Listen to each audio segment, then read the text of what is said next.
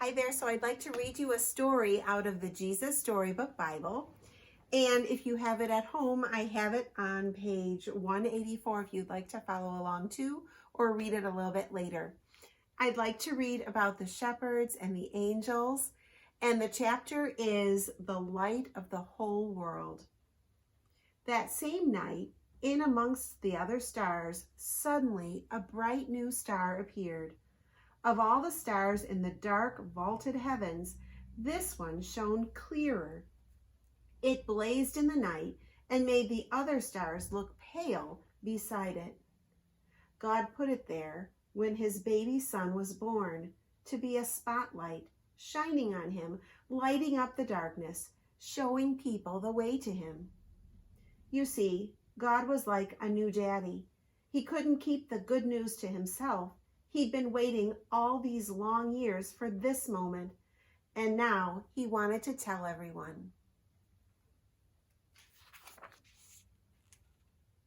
So he pulled out all the stops. He'd sent an angel to tell Mary the good news.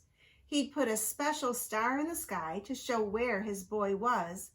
And now he was going to send a big choir of angels to sing his happy song to the world. He's here. He's come. Go and see him, my little boy. Now, where would you send your splendid choir? To a big concert hall, maybe? Or a palace, perhaps? God sent his to a little hillside, outside a little town in the middle of the night. He sent all of those angels to sing for a raggedy old bunch of shepherds watching their sheep outside of Bethlehem. In those days, remember, people used to laugh at shepherds and say they were smelly, and they called them other rude names. You see, people thought shepherds were nobodies, just scruffy old riffraff. But God must have thought shepherds were very important indeed, because they're the ones he chose to tell the good news to first. That night, some shepherds were out in the open fields warming themselves by a campfire when suddenly the sheep darted.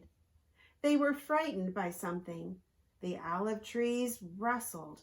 What was that?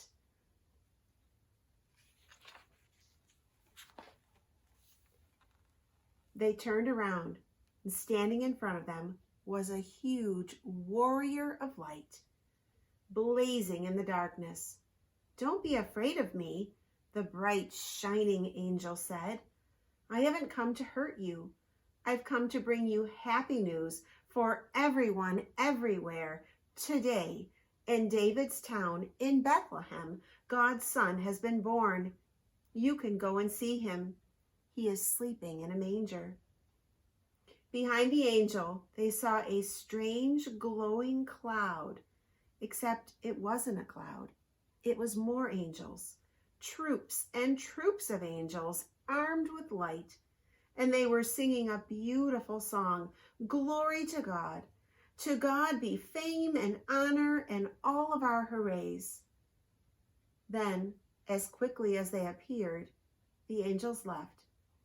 The shepherds stamped out their fire, left their sheep, raced down the grassy hill, through the gates of Bethlehem, down the narrow cobble streets, through a courtyard, down some steps, past an inn, round a corner, through a hedge, until they reached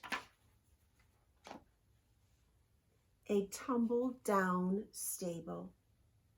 They caught their breath. Then quietly they tiptoed inside. They knelt on the dirt floor. They had heard about this promised child, and now he was here, heaven's son, the maker of the stars, a baby sleeping in his mother's arms. This baby would be like that bright star shining in that night sky, a light to light up the whole world, chasing away darkness, helping people to see. And the darker the night got, the brighter the star would shine. Great listening. We'll see you. Bye-bye.